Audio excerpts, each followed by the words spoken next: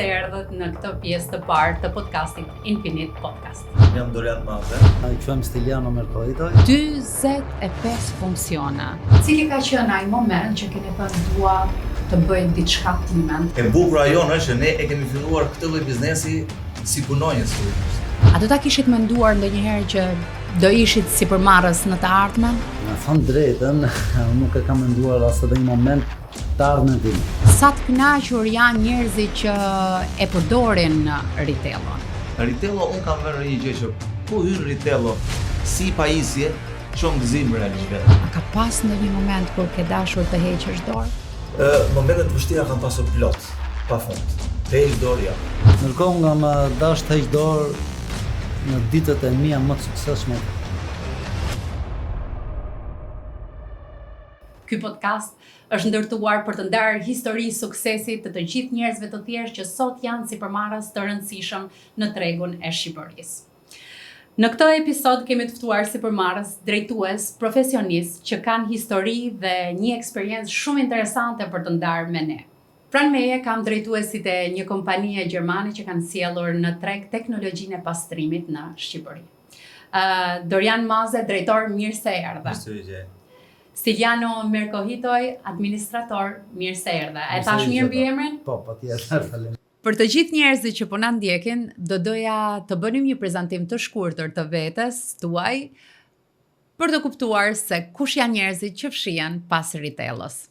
Unë jam Dorian Maze, lindur dhe rritur në qytetin e vogël të Kuçovës.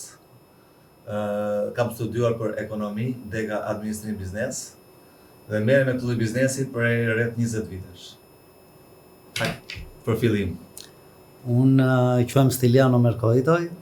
Jam lindur dhe rritur në një fshat jo dhe aq vogël, Dukat i Vlorës, si njihet është një fshat shumë i mirë.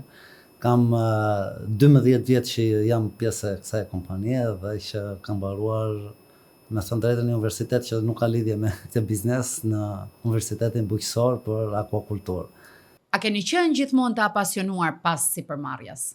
Të them të drejtën, unë jam rritur që në vegjëlin ose që në voglin time me çështjen e biznesit, pasi prindit e mi janë marrë me biznes, me mini biznes të vogël, me shitje. Dhe kuptohet që mbas viteve 90 ku shumica e shqiptarëve u gjendën të papunë, edhe prindët e mi njëkohësisht, edhe nga halli i themi ne, u gjendën përpara një udhkryqi ku duhet të punonin për të mbajtur edhe familjen. Dhe në këtë lloj udhkryqi zgjodhën të merreshin me tregti, me biznes. Dhe unë jam rritur që i vogël me këtë lloj mendësie, me shitjen pra. Edhe them drejtën, ka qenë një eksperiencë jashtëzakonshme, duke parë historinë e jetës time që nga, le të themi 7 vjeç, 8 vjeç kam qenë atë kohë kur nuk kam filluar të shes për herë të parë, kur nuk kam filluar të praktikohem për herë të parë përse për këtë shitjeve. Dorian, do të kthehem menjëherë te ti pasi të kem dëgjuar historinë e Stilianos, sepse edhe pyetja e radhës më lidhet pikërisht me fëmirin. Me thënë të drejtën, gjithashtu familja ime që në 92-shin kanë hapur një dyqan të vogël aty në Dukat dhe gjatë gjithë jetës unë kam parë ata teksa janë munduar të rritin biznesin e tyre, të vogël, modest, por që gjatë gjithë kohës në biznes jo, më thënë, si pagamarrës. E normalisht nuk kanë dhënë atë frymën që unë duhet luftoj domethënë për diçka time dhe jo që të punoj domethënë vetëm për të kaluar muajin. Ka qenë domethënë drejtën shumë e vështirë për ta, ka qenë sfidë vërtet sepse vitet e para, veçanërisht vitet 90, 2010, që unë i mbaj mend që unë jam rritur me familjen time, pasi jam shkëputur me ta, kam parë shumë vështirësi tek ata, po më kanë dhënë gjithmonë atë energjinë e mirë që duhet luftoja për biznesin, me atë energjinë e biznesit, edhe patjetër që edhe unë si të mësoesha do filloja të ndiqja rrugtimin për ta bërë akoma më madhore diçka për veten time dhe për familjen time. Është shumë e çuditshme sa të ngjashme janë historitë tona, pikërisht lidhet me vitet 90 ku prindrit tan vendosën të bëhen sipërmarrës. Do doja dija më shumë rreth fëmirisë sepse Dorian, unë e gjej veten shumë tek historia jote kur prindrit tan vendosën të bëheshin sipërmarrës direkt pas viteve 90. Më tregoni pak si ka qenë fëmiria juaj. Do doja dija më shumë. Me sa kujtoj, mbas viteve 90, prindrit, unë kam qenë i vogël në atë kohë, u gjendëm vërtet në një udhkryq të jashtëzakonshëm, sepse Po gjithë prindrit tanë në fakt ngelen papunë. të papunë. Edhe mbaj mend me sa kujtoj që prindit dikur në atë kohë kanë pasur shumë pak lek, edhe kanë thënë çfarë do bëjmë me këto para që kemi, edhe mbaj mend që babi që thosh mamas që okay, do nisim një tregti të vogël, këto lek që kemi mos t'i lëmë, por t'i hedhim për t'i shumë pishuar dhe për t'i nxjerrë. Dhe në fakt të drejtën aty kanë parë për herë të parë, domethënë prindit e mi që kanë marrë një iniciativë, nuk dinin, nuk kishin as pak eksperiencë, por që unë kam parë një histori suksesi të ata, edhe pse ndoshta ka qenë mini biznes i vogël, kur ne e shohim tani, por që për mua ka qenë një frymëzim i jashtëzakonshëm. Sepse jam rritur me atë frymën që do shesim, do nxjerrim fitime dhe do jemi më të lumtur patjetër, se shitja të bën të lumtur. Siliano? Në thënë drejtën, unë jam shumë krenar për familjen time. Pavarësisht vojtjeve ekonomike, unë jam shumë krenar sepse mendoj që atë lloj fëmijërie në fshat që e kemi kaluar ne, nuk e kalon dot ky brez që jemi sot. Një fëmijëri që rritur me çdo gjë natyrale, me lumej, me luanim top aty në oborin e shkollës, me zhavor, me gurje, më thënë gjërat improvizuara, edhe familja ime normalisht që si gjithë të tjerë mbas 90 munduan të bëjnë diçka për të mos emigruar, për të jetuar këtu, edhe ata gjithashtu me ndihmën e xhaxhallarëve hapën një dyqan shumë të vogël ushqimore, por shumë të vogël, po them më e vogël se një dhomë gjumi. Dhe nuk do të harroj kur domethënë që në fillimet tona, unë kam qenë shumë i vogël, po e mbaj mend sepse na vinte një target mami, na thoshte që nëse ne bëjmë 10.000 lekë xhiro, neve do të pim një Coca-Cola. E kupton, do nuk e harroj dhe imagjinoj Coca-Cola, ka qenë një shpërblim i jashtëzakonshëm, një pasuri edhe unë gjithë jetën ajo më ndjek.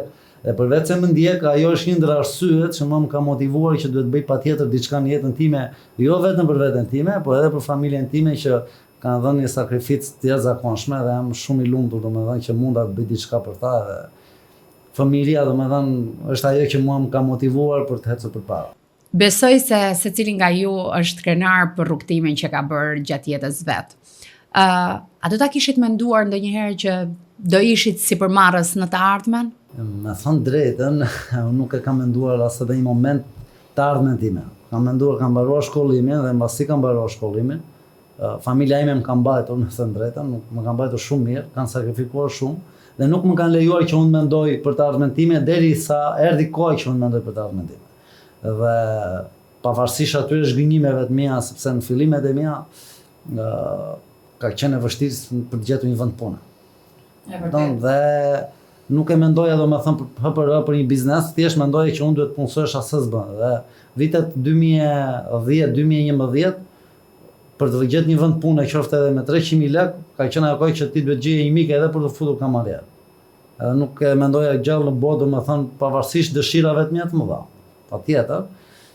Por historia ime ndoshta e tregoj pak më vonë, është shumë e bukur se si ka nisur domethënë për këtë ku jam. Do doja të dija çfarë keni studiuar, me çfarë jeni marrë përpara se të bëheshit pjesë e retailës. Atëherë, unë kam studiuar për ekonomi, administrim biznesi. Jam marrë gjithmonë prapë me shitje, ndoshta rastësi, ndoshta e udhëzuar ose drejtuar nga Zoti. Ndoshta fokusi ka qenë edhe për shkak të studimeve vetëm biznes.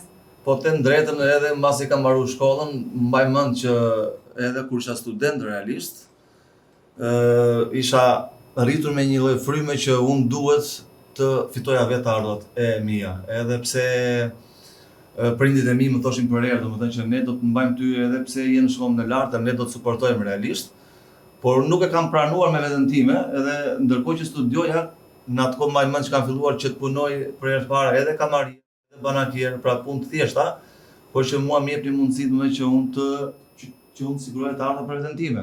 Ne kemi kaluar në përkohë shumë të vështira realisht. Edhe donim s'donim do të ndërtoheshim në ato kohë të vështira. Sot janë kohët pak më të thjeshta, pak më të bukura tek ajo pjesë ku rinia i gjen gjërat më të gatshme. Dhe sa më të gatshme ti gjen, aq më thjesht bëhet për ta. dhe aq më dembel bën realisht. Dhe prandaj nuk kërkojnë gjithmonë, po flas për një pjesë shoqërisë, sepse një pjesë i ke aktive edhe që janë shembull për t'i ndjekur realisht. Cili ka qenë ai moment që keni thënë dua të bëj diçka timen, të marr një hap edhe të ndërtoj diçka më shumë se sa ajo që kene? Shiko, si të gjithë në çdo lloj biznesi, e bukur ajo është që ne e kemi filluar këtë lloj biznesi si punonjës fillimisht. Pra e kemi filluar te ajo gërma A, jo direkt tek biznesi i lartë. Okay. Dhe ne kemi parë që gjatë kohës që kemi kaluar, që kemi bërë shitet tona të parat, jemi frymëzuar patjetër, pse jo, sepse biznesi të frymëzon realisht. Dhe në momentin që ne jemi frymëzuar, kemi menduar pse jo, mos ta kemi diçka tonën, që ne ta bëjmë vetë. Ajo që më intereson të di tani është për fillimet e retailës. Me thënë drejtën, unë kam nis këtë lloj biznesi vitit 2006 si biznes, por jo me retailën. Në atë kohë ka qenë një kompani amerikane me pajisje të ngjashme, edhe u bë shkak ose sebeb një shoku im i ngushtë, që unë atë kohë merresha me tregti, merresha me biznes, jo personal, isha punonjës diku në një biznes tjetër, që merresha me shitje. Edhe ai, si më thënë fjalë si themin e shqip që mu qep, hajde filloj, thasham po më lëra ata çfarë do që po ngacmon, le se jam mirë këtu ku jam. Po jo po hajde, edhe unë gjithmonë gjëja e parë që e pyesim ne shqiptarët vetveti është sa e ke rrogën. A ka gjë rrogë mirë aty apo jo? Se këtu ku jam unë, fakt unë punoja në një kompani shumë të mirë në atë kohë, nxirra të ardha të mira për kohën që ishte. Mirë po kuptova që nuk kishte liri financiare. Pra, kur je i punësuar, nuk e ke lirin financiare me të drejtën, kupton? Edhe ndërkohë që ky shoku im filloi para meje, pak muaj para meje, unë isha kuriozi që e pyesa, si ke ecur, ke shitur? Thoshte, po kam shitur, edhe filloi të shiste, edhe mbaj mend që muajin e parë ai nuk ka shitur fare. Edhe unë që e ironizoja vëri, thosha, ke shitur një gjë? Jo, pa lere punë se unë të kam them ose vetë punë se nuk jam vlen. Gjithmonë ai paragjykimi jonë edhe po pas diçka që mbas një muaj kohë ai filloi të shiste shumë. Edhe kuptova diçka që unë punoja gjithë muajin në atë kohë, flas vitin 2006, dhe nxirra të ardhura rreth në atë kohë 50.000 lekë të reja ose 500.000 lekë vjetra, që ishin goxha të ardhura për atë kohë që ishte, me të drejtën. Dhe mbaj mend që ai muajin e dytë mund të kenë nxjerrë rreth mbi 2.000 euro të ardhura. E thash, wow, thash. Unë kam kaq kohë këtu në këtë punë edhe me nxjerr nga 500.000 lekë vjetra, ti nxjerrë nga 2.000 euro në atë kohë që ishin goxha para, të drejtën. Edhe thash, okay, është fat kë, ndoshta e ke fat muajin e parë që shite. Edhe le të shojmë muajin tjetër. Pashi edhe muajin tjetër filloi të shiste përsëri. E muajin tjetër edhe ai u bë një inspirim edhe një frymëzim për mua personalisht. Dhe unë e përshëndes edhe unë jam shumë i njohur atij personi sepse nuk është që dorë nga unë realisht. Pa diçka te unë që unë mund ta bëja si punë. Edhe kështu e kam filluar. Në 2006 me atë kompaninë tjetër edhe fillova të shisja. Kam qenë goxha i mirë në shitje fillimisht, më mend patjetër sepse jam rritur me shitje. Kaluan vitet, kam qenë punonjës. Mbaj mend që nga 2013-a, bashkë me një kolegun tim punës, në atë kohë thamë pse mos kemi diçka tonën, ta hapim gjë të re tonën, edhe u informuam për kompaninë gjermane Librex. Edhe filluam që ta krijonim këtë lloj biznesi nga e para me një produkt të ri. Jo me të që ne ishim mësuar, po që ishin të ngjashme se kishin pak a shumë procese të njëjta, kupton? Historia e retailës pra fillon nga 2013-a. 2013-a. Si brand. Ka 13 vjet në treg. Stiliana? Me thënë drejtën është histori goxha interesante, sepse në 2013-ën unë mbarova universitetin. Dhe në atë moment prindrit me të drejtë nuk mundeshin më të më mbanin, domethënë ekonomikisht, edhe isha në një situatë jashtëzakonisht shumë vështirë ekonomike. Nuk po mbaja dot veten as për gjërat më minimale të mundshme.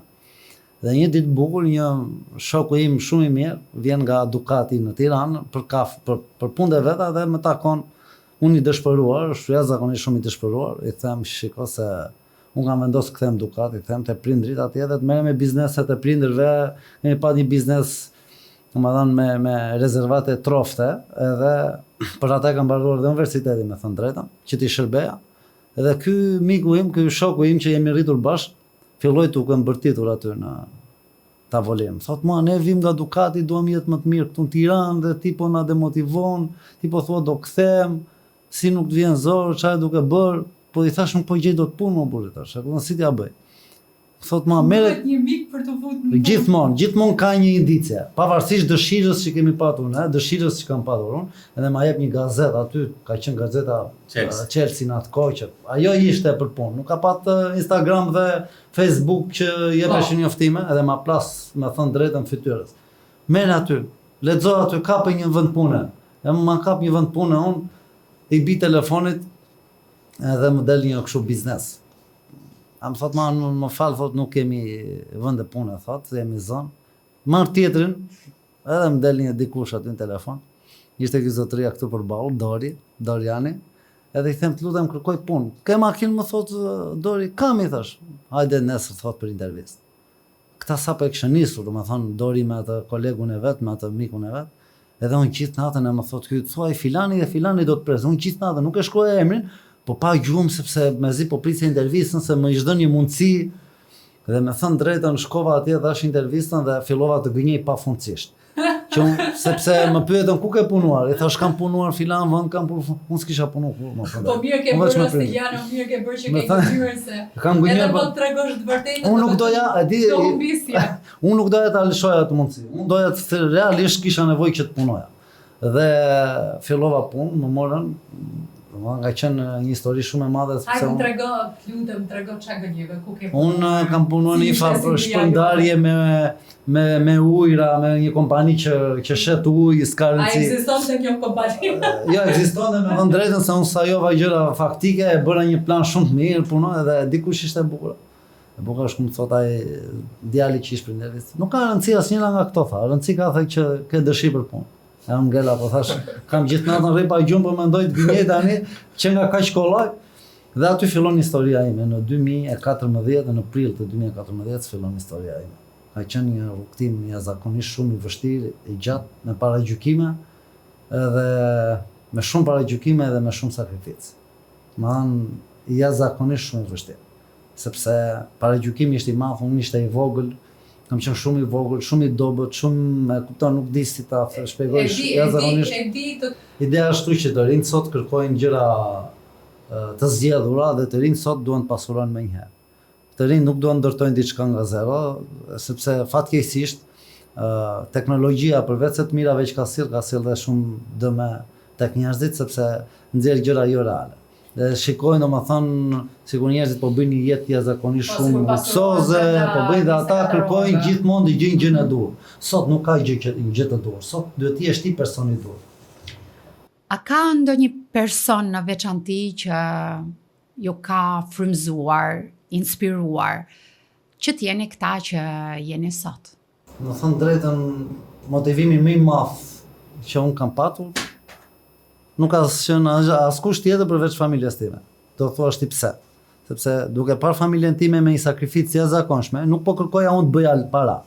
Po unë kur kam vazhduar punë, po kërkoja t'u tregoja prindërve të mi që unë mundem. Sepse me thënë drejtën ata kishin paragjukimet e tyre, unë kam qenë një fëmijë pak në adoleshencën time të shturur, sepse si çdo adoleshencë, dhe nuk është se kishin atë besimin e plot. Edhe unë doja t'ju shpërbleja në një farë mënyre, sepse i kam bërë pak të vuajnë. Ke dashur t'ju shpërblesh. Edhe doja t'ju shpërbleja, domethënë gjithë atë edhe vuajtin që u kam shkaktuar në adoleshencë, dhe doja që t'ju shpërbleja. Edhe qëllimi im ishte i vetëm që unë duhet t'ju shpërblej, t'u çoj lekë atyre, t'u tregoj domethënë që unë po bëhem i zoti vetes edhe ata nuk kanë bërë gabim në mua. Domethënë realisht është gjatë gjithë kohës dhe sot familja ime është që më motivon. Po atëherë ka qenë në një indicie natë ditë pa pushim, mendoja domethënë kur bëra shitjen e parë kur dola, se unë kam filluar si një agent i thjeshtë si të gjithë, edhe shkoja domethënë shtëpi që prezantoja Ritello. Edhe në fillim e kam nisë ekspres.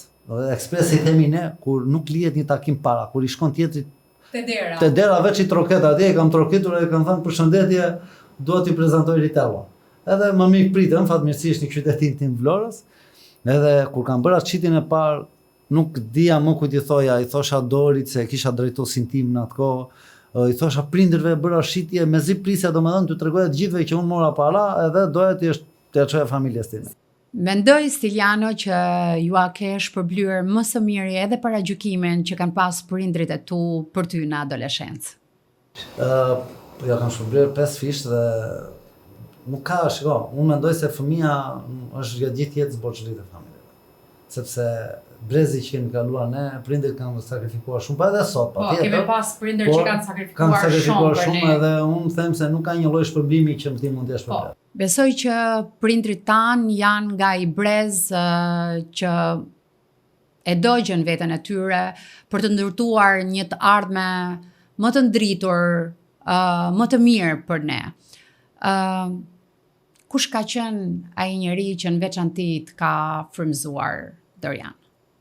Kush më mirë se sa prindit e mi. Ata kanë qenë piknisja ime e parë, të cilët unë kam parë sakrificë, mundim, përkushtim, konsistencë, qëndrueshmëri pra, dhe nuk kanë hequr dorë kurrë. Kam parë që edhe pse kanë kaluar në vështirësi të jashtëzakonshme, gjithmonë ja kanë dalë. Ja kanë dalë edhe pse kanë dështuar, prapë ja kanë dalë sepse nuk kanë hequr dorë. Dhe për mua ata janë frymëzimi më i madh që njeriu mund të ketë personalisht vetë. Ky është mendimi im personal. Mendoj që ne jemi brezi fundi që kujdesemi për prindrit tanë, kemi respekt dhe kujdes të veçantë ndaj tyre. Shpresoj që të zgjas dhe shpresoj që edhe ne ju a kemi kaluar fëmijëve tanë këtë kujdes dhe këtë dashuri ndaj brezave të tjerë. Le të kthehemi tek pyetja. Si erdhi vendimi për të hapur Ritellon? Me një ish kolegun tim vendosëm që ta sjellim në Shqipëri si markë, si brand realisht. Nuk ka qenë e thjesht fillimisht, sepse nuk e njihnim, patjetër, po që e studiuam, e pam shumë mirë edhe me thënë drejtën neve shqiptarët e kemi pas gjithmonë në të mendjen tonë që çdo produkt gjerman flet vetë, ka cilësi realisht, me thënë drejtë. Dhe sa dëgjova që është produkt gjerman, unë ndjeva rahat, me thënë drejtën. Po produktet gjermane s'din vdesin kurrë. Unë ndjeva rahat e thash pse jo, thash, meqenëse që nga brand gjerman një edhe është produkt i njëjtë me këtë që ne kemi pasur deri më sot, pak a shumë produktet pra me funksionet e njëjta, vendosim që ta sjellim në Shqipëri duke mos e njoh si brand vet, po duke njoh vetëm historinë gjermane. Dhe me thënë drejtën jemi shumë të kënaqur, ka dalë jashtëzakonisht mbi pritshmëritë tona, me thënë drejtën. Mbi pritshmëritë tona, sepse një produkt përveç vlerave që ka si produkt, cilësia që ka, garancia që japin, është e jashtëzakonshme. Duke krahasuar me vendet e tjera, mendoj që populli shqiptar është nga ato popull që investon shumë në pastërtinë e Shqipërisë, në higjienën personale, po edhe në ambientin që na rrethon. Do doja të dija sa të kënaqur janë njerëzit që e përdorin Ritellon. Shiko, si çdo produkt që kanë në këtë botë, ka njerëz që janë shumë të kënaqur, ka dhe njerëz që mund ta paragjykojnë, sepse jetojmë në një botë që paragjykimet janë të jashtëzakonshme. Po flas për ata që e kanë tashmë pjesë të shtëpisë tyre. Të gjithë personat në eksperiencën time që unë kam, edhe si shitës vetë, unë vazhdoj akoma prapë jam në terren aktiv sepse e dua si punë dhe i dua njerëzit vetë realisht, sepse Ritello unë kam vënë një gjë që ku hyn Ritello si pajisje çon gëzim realisht vetë. Për te anës financiare që njerëzit e mendojnë, që mund ta mendojnë për pak kohë, ajo çfarë ngelet benefitet edhe vlerat që jep ky produkt në shtëpisë.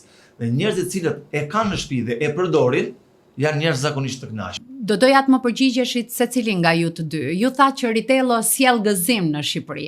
Edhe do doja që këtë gëzim që sjell Ritello në shtëpi ta ndanim edhe me ndjekësit që po na ndjekin. Cilat janë benefitet që sjell Ritello në shtëpinë tonë? Produkt që kryen rreth 45 funksione në shtëpi, duke filluar që nga pastrimi i ajrit, punon vetëm me ujë, pra çdo lloj funksioni që e ka ekologjik në bazë të ujit dhe inxhinierët gjerman që e kanë krijuar, kanë kopjuar natyrën.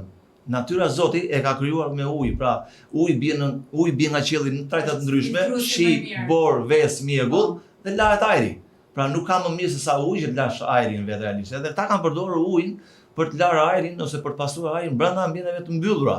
Me thënë drejtën, ambientet e mbyllura sot janë një problem jashtëzakonshëm, duke parë dhe ndotjen që ne kemi në ambientet e jashtme, ndërtimet, rrugët, makinat, gazrat e ndryshme, kupton?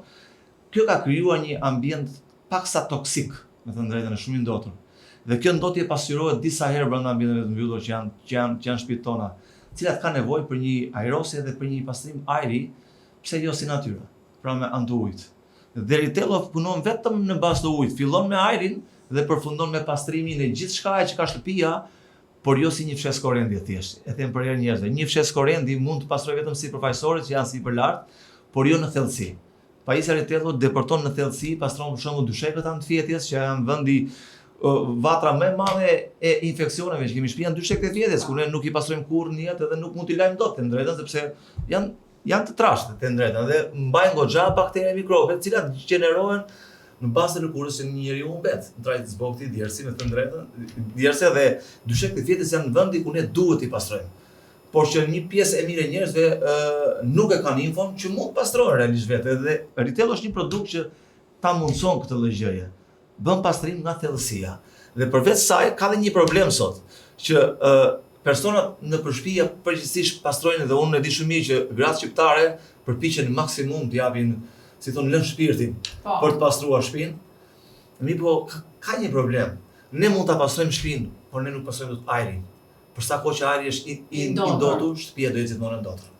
Stiliano, do doja të dija, a ka një statistikë qoftë për brenda Shqipërisë, apo duke qenë se produkti vjen nga Gjermania, për të ditur sa është vdekshmëria e njerëzve nga pluri, nga alergjit? Do doja të dija më shumë për këtë që të informonim edhe publikun që po na ndjek. Problemi i alergjisë ndaj plurave të shtëpisë, sepse neve i konsiderojmë plura, po i kemi neglizhuar në një farë. Nuk jemi aq të informuar që nuk kemi fare të informuar që ambienti i mbyllur është ambienti me infeksionet më të mëdha sot për sot që jetojmë, sepse më përpara dikur muret lyeshin me glyqera. Sot lyen me bojë plastike, izolohet komplet, është e izoluar. Më përpara ne flinim në dyshek me lesh, ekologjik, në shilte, më kuptojnë, domethënë që qarkullonin, një të shkundur qarkullonin. Sot çdo gjë është e plastifikuar, tapetat janë plastifikuar, dyshekët janë ortopedik. Ditë të them gjë që ambienti i mbyllur është ambienti i shtëpisë, domethënë është ambienti më i ndotur që ekziston në jetën e njerit. Dhe pasojat tek fëmijët, tek alergjit, tek astma vijnë vetëm nga ambienti i mbyllur. Ne mendojmë se ambienti i jashtë është i pisët, ambienti i mbyllur është i pastër. Në fakt është e kundërta, sepse të gjithë baktere, mikrobe, infeksione, dermatofagoid është një lloj akarieni që jeton dyshek gjumit, që jeton me lëkurën e njeriu, është jashtëzakonisht shumë i rrezikshëm dhe të gjitha alergjit vijnë nga plurat e shtëpisë të fëmijët. Dhe është një problem që sot po flitet botërisht dhe po është alarm, po nuk e kuptojmë. Po ne jemi shumë pak të informuar. Shumë pak, dhe brenda në ambientin e shtëpisë bëhet llogari është minimumi 10 herë më i ndotur ajri se jashtë. Dhe ne, domethënë, higjiena është gjë kryesore që ne duhet ku mendojmë që jemi të mbrojtur, në fakt jemi të mbrojtur. Të flasim realisht, jashtë bie shi, e lan ajrin, fryn erë, ka diell, nuk kanë mundësi bakteret, mikrobet të jetojnë. Siç ne njerëzit kemi nevojë për ngrohtësi, kemi nevojë për kushte, edhe këto kanë nevojë për kushte brenda në shtëpi. Dhe ne mundohemi me ato mënyrat artizanale, gratë me lecka, me shtupa, me detergjent, po problemi është që përdorin shumë detergjent që janë që mundosh pastrosh, pa jo të dëmton 10 fish më shumë, më kupton? Më është jashtëzakonisht shumë e tmerrshme dhe njerëzit e shikojnë domethënë Retailon ndonjëherë e paragjykojnë dhe shikojnë si një fshes korrendi dhe thonë një fshes korrendi. 45 funksione e mrekullueshme. Domethënë për të gjitha ato anvisa që po na ndjeken dhe për të gjitha ato gra që investohen në pastërtinë e shtëpisë, domethënë 45 funksione janë një luks edhe një mrekulli e vërtetë. Doja ta ndërprisa këtë pjesë më shumë të gjitha ato që rrin në shtëpi. Unë jam i sigurt që të gjithë njerëzit rrin në shtëpi. Edhe ju, paktën 8 orë flini gjumë në shtëpi. Apo jo. Po, më thënë 8 orë mjafton që ti të kalosh i bie 1/3 e ditës ti po rrin në shtëpi. Po fle gjumë, po ku po flen gjumë? Te dysheku i gjumit. E dini kush është vendi më i pisën në gjithë shtëpi? Dysheku i gjumit, sepse ti nuk e mundësi ta pastrosh kurrë mbot. Dhe po ta garantoj që me një pastrim Retailo, minimumi ajo ena ose si mund të them baseni që ka Retailo mund nxjerr pak 2 kova llaç. Aq të mëshme. Sepse ne nuk e kuptojmë që natë për natë ne lëshojmë lëkurë. Tani ju flisni, unë mendoj dy shekuj. Është e vërtetë. Se ka pastruar kur. Është e vërtetë, është edhe unë. Vetëm i ndrojmë çarçafët. Vetëm i ndrojmë çarçafët. E di si është si të ndrosh vetëm rrobat dhe të mos lash kur. Klefin e dy shekut ndrojmë edhe çarçafën edhe kemi pastruar. Ne njerëzit është njëjtë, kjo i them unë gjithmonë njerëzve. I them njëjtë si të lash këmishën, rrobat dhe vetë mos lash asnjëherë. Edhe kështu është punë e dy shekut. Më thënë, ti ndron vetëm për cipta si atë dy shekut, atë çarçafin dhe brenda është gjithë kohës i ndotur dhe vazhdon me përmasa shumë të mëdha. E di sa gram lëkurë lëshon njeri në një javë, afërsisht 100 gram. 100 gram. Po, afërsisht. Më thënë, dhe ato lëkura e trupit, yndyra e trupit, Po, të gjitha domethënë i përthit I përthit dy dy shekut. Se shekut. në Ne nuk jemi ortopedik. të vetëdijshëm, domethënë mbi çfarë flem. absolutisht. Shiko, Ariola, për ta plotësuar pak pjesën e statistikave, në Shqipëri çdo vit humbasin jetën rreth 1350 njerëz. 1350 njerëz dhe shkaku ndotja e ajrit, pra probleme të rrugëve të frymarrjes. Dhe më e bukur është që rreth 20%, vetëm 20% e tyre vinë nga shkaktar të ambientit jashtëm. Dorian, e të mëshme. Domethënë, ne vdesim nga mikrobet që gjenden brenda në shtëpinë tonë, ku ne sigurisht e quajmë një nga ambientet më të sigurta dhe më protektive për jetën tonë. Nuk do ta kisha besuar.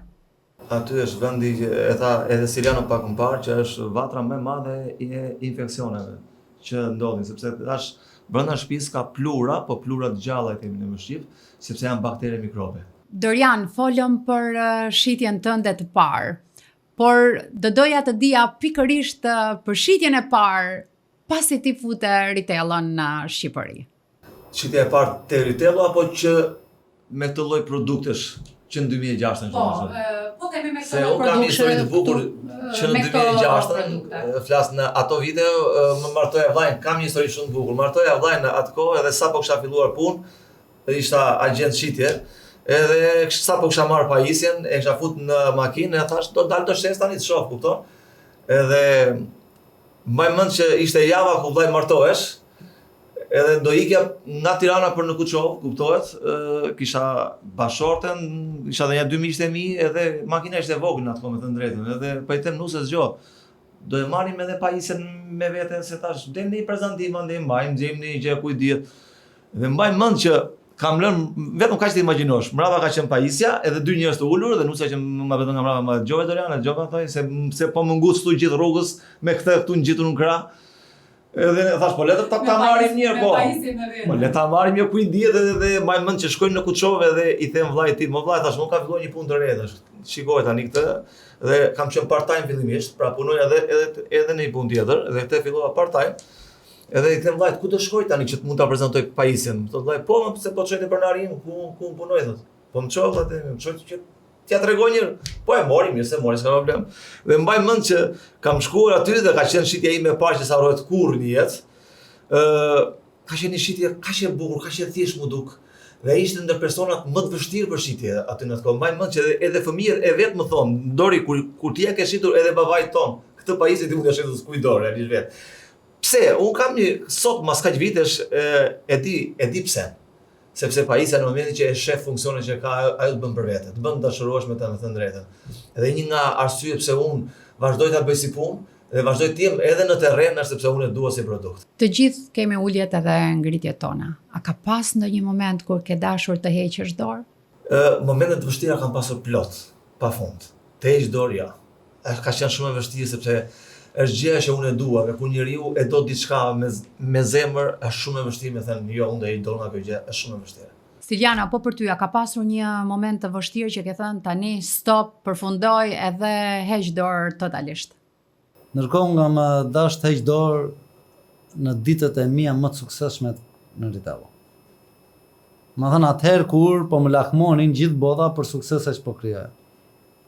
Unë, Ariola, kam filluar punë në Ritello me shumë vështirësi, me shumë paragjykime, e thash pari dhe kam ndërtuar domethënë diçka madhore në Ritello. Domethënë, arriti në Shqipëri që neve dolëm kampion bote në shitje dhe ndër më të suksesshmit në vitin 2023.